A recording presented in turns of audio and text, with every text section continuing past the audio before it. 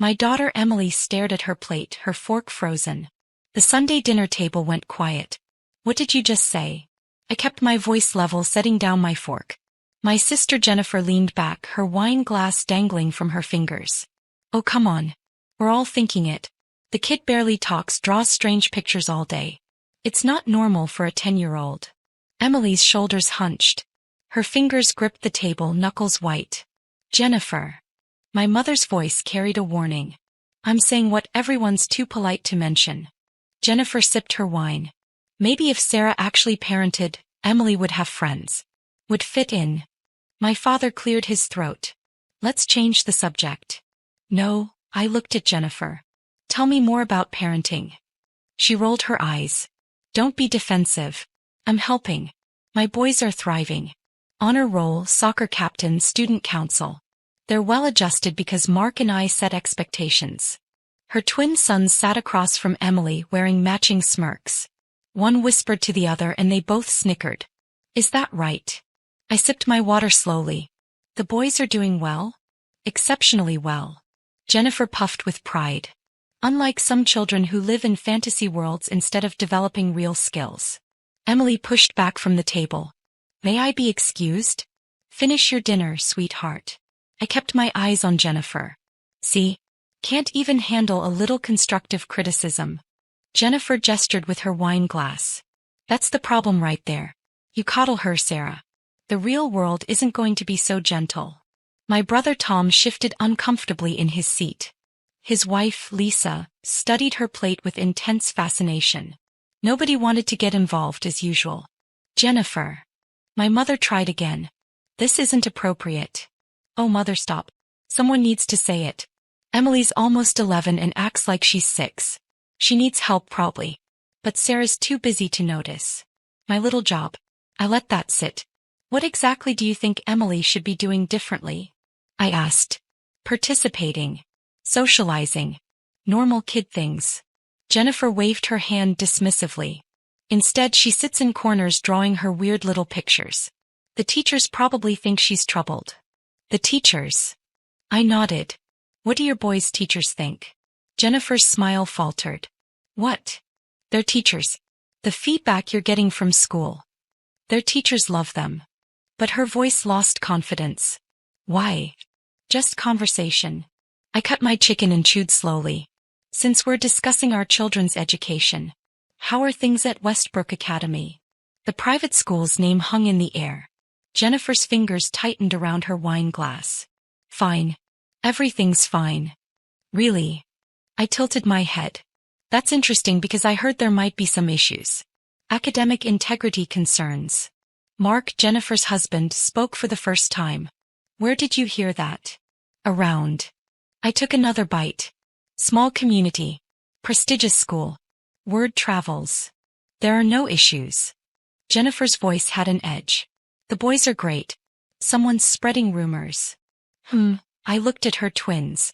They'd stopped smirking. Must be mistaken then. I could have sworn I heard something about plagiarism. And cheating on midterm exams. But if you say everything's fine. Jennifer's face went pale. Who told you that? So there are issues. I set down my fork. Interesting that you failed to mention them while you were critiquing my parenting. That's completely different. It's a misunderstanding. Is it? I kept my tone conversational. Buying essays online seems pretty straightforward. Not much room for misunderstanding there. The table went silent. My father stopped eating. Tom stared at me with wide eyes. How do you know about that? Mark's voice was tight. I have my sources. I looked at Emily, who had lifted her head slightly and was watching. The school takes academic dishonesty very seriously from what I understand. Especially repeat offenses. It's being handled. Jennifer's hand shook slightly as she set down her wine glass. The school is working with us. Are they? I folded my napkin. That's generous of them considering the evidence. The matching essays from online paper mills. The identical test answers. The timestamps showing the boys accessed restricted materials during exams. Jennifer pushed back from the table. You need to stop. Why? I thought we were having a conversation about parenting and children's development. About real-world consequences. I looked at my daughter. Emily, honey, what did you get on your last English essay? A plus. Her voice was barely a whisper. And that was your own work? She nodded. Original analysis? Your own words. Yes, Mom. I turned back to Jennifer. See, my daughter might be quiet. She might spend her time drawing instead of playing soccer. But she's honest. She does her own work. She has integrity. This is not the same thing. Jennifer's voice rose. You're twisting everything. Am I? I leaned back in my chair. You came into my parents' house and insulted my child. Called her weird. Suggested she needs help. Blamed me for her personality. All while your own sons are facing expulsion for systematic academic fraud. They're not being expelled. But Jennifer's voice lacked conviction. Not yet. I picked up my fork again. The disciplinary hearing is scheduled for Tuesday, isn't it? 3 o'clock? In the headmaster's conference room. Dead silence. Mark stood up. How do you know the details of a confidential school matter? Maybe I'm better informed than you thought. I took a sip of water. Maybe my little job isn't as insignificant as Jennifer believes. What are you talking about? Jennifer's voice had gone shrill. My mother leaned forward. Sarah, what's going on? Mom, you know I work at Westbrook Academy, right? You've known for 2 years. You're an administrative assistant. Jennifer grabbed onto that. You file papers. Is that what you think? I smiled. Did you actually ask what my position was? Or did you just assume? The color drained from Jennifer's face. You're not. I'm not an administrative assistant. I let the words settle. I'm the director of academic affairs. I oversee all disciplinary matters related to academic integrity. Every case of plagiarism, cheating, or fraud crosses my desk. Mark sat down heavily. One of the twins made a small sound. Which means, I continued, my voice perfectly calm, I've reviewed every piece of evidence against your sons. The paper trail of purchased essays. The pattern of identical wrong answers on tests, suggesting shared answer keys. The suspicious browser history on their school-issued laptops. The statements from 3 different teachers who noticed the discrepancies. Jennifer opened her mouth, closed it, opened it again. No sound came out. I've read the essays they bought. Actually, pretty well written, which makes it more obvious they didn't write them, given their previous work samples. I've examined the test papers. I've interviewed the witnesses. I've compiled the complete file for the disciplinary board. You can't be on that board. Mark found his voice. Your family. It's a conflict of interest. You're absolutely right. I nodded. That's why I recused myself from voting. But I still prepared the evidence. And trust me, it's comprehensive. Sarah. My mother's voice was faint. You never said. Nobody asked. I looked around the table. Everyone assumed I was just Jennifer's less successful little sister. The one with the weird kid in the office job. Nobody bothered to ask for details. Tom rubbed his face.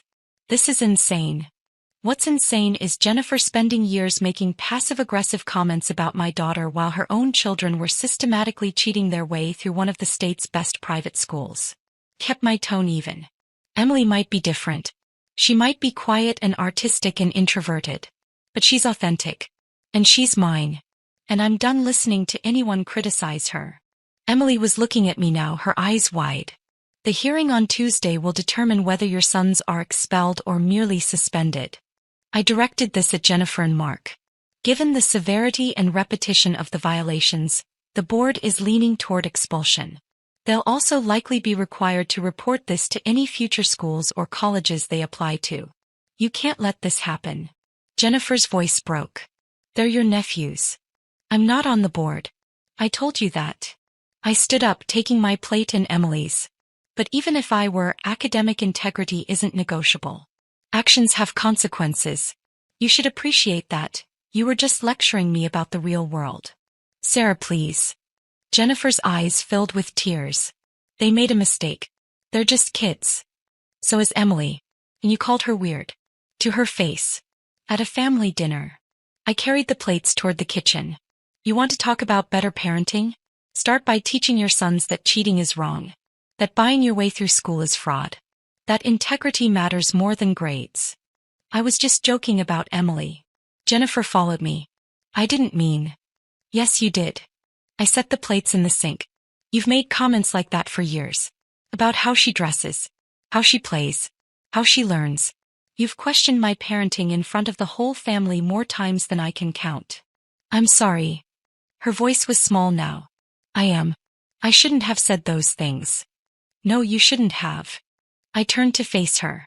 And maybe if you'd spent less time criticizing my child and more time paying attention to your own, you'd have noticed they were cheating. That's not fair. Isn't it? I crossed my arms. You were so focused on appearances, honor roll, soccer captain, student council, that you never questioned how they maintained those achievements. You cared more about status than character. Mark appeared in the doorway. What do we do? You show up Tuesday at 3. You let your sons face the consequences of their choices. You stop buying their way through life. I walked past him back to the dining room. And you never ever criticize my daughter again. Emily was still at the table, but she was sitting straighter now.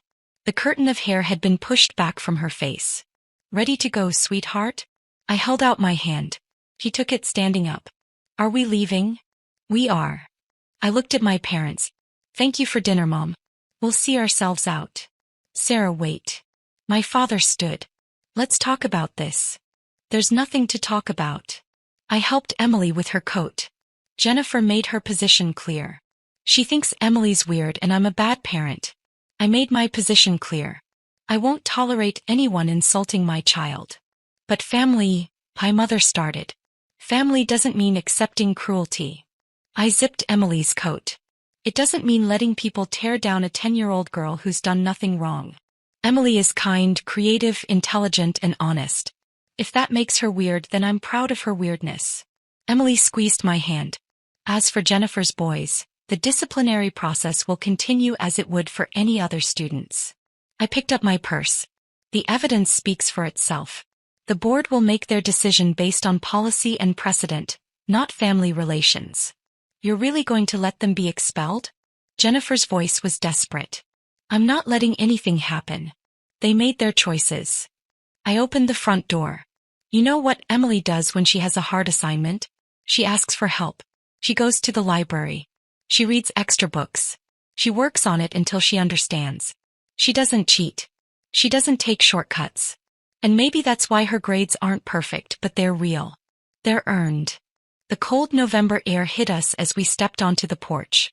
That's the difference between our children, Jennifer. Mine has integrity. Yours have trophies built on lies. I closed the door behind us. In the car, Emily was quiet for several minutes as I drove. Finally she spoke. Mom. Yes, honey. Am I weird? I glanced at her in the rearview mirror. You're different. Different isn't weird. Different is just different. But the other kids aren't you. Some people are loud and social. Some people are quiet and thoughtful. Both are okay. I turned onto our street. Your aunt was wrong to say those things, and I should have shut it down years ago. I'm sorry I didn't. It's okay. No, it's not. Adults are supposed to protect kids, not tear them down. I pulled into our driveway. You are exactly who you're supposed to be, Emily. And I love every part of you. She unbuckled her seatbelt. Do you really work at the boys' school? I do. Are they really in trouble? Yes. Will they really be expelled? I turned to face her. Probably. What they did was serious. They cheated on multiple assignments and tests over several months. They broke the school's rules and their own word. That's sad. It is. I touched her hand. But it's also a consequence of their choices. Sometimes people have to face the results of what they've done. That's how they learn. Aunt Jennifer was really mean tonight. She was. And she was wrong. I squeezed her hand. Come on. Let's go inside and you can show me what you've been drawing this week. Her face brightened. I finished the series about the forest guardian. I can't wait to see it. We went inside together, leaving the judgment and cruelty behind in my parents' dining room. Emily's drawings were spread across the kitchen table. Intricate, imaginative scenes full of detail and emotion. She explained each one with an enthusiasm I rarely saw from her. My phone buzzed with text. My mother. My brother. Jennifer, of course. I silenced it and focused on my daughter. She wasn't weird. She was creative. She wasn't troubled. She was thoughtful. She wasn't falling behind. She was moving at her own pace, developing her own talents, finding her own path. And anyone who couldn't see that didn't deserve a place in her life. Tuesday's hearing would happen regardless of family pressure. The evidence was clear, the violations documented, the policies established. Jennifer's boys would face consequences. But tonight wasn't about them. Tonight was about Emily understanding that she was valued, protected, and loved exactly as she was. I'd been silent too long, letting comments slide to keep family peace. That ended today. Emily deserved better than a mother who prioritized politeness over her well-being. This one's my favorite. Emily pointed to a drawing of a girl with long dark hair sitting under a tree, surrounded by forest creatures. She's quiet, so the animals trust her. The loud people scare them away, but she stays still and they come to her. It's beautiful, honey. She's different from everyone else. But the animals don't care. They like her anyway. I pulled her close. The right people will always appreciate what makes you special. My phone buzzed again. Jennifer probably. Or Mark. Or my mother trying to mediate. I turned it off completely. They could wait. My daughter couldn't.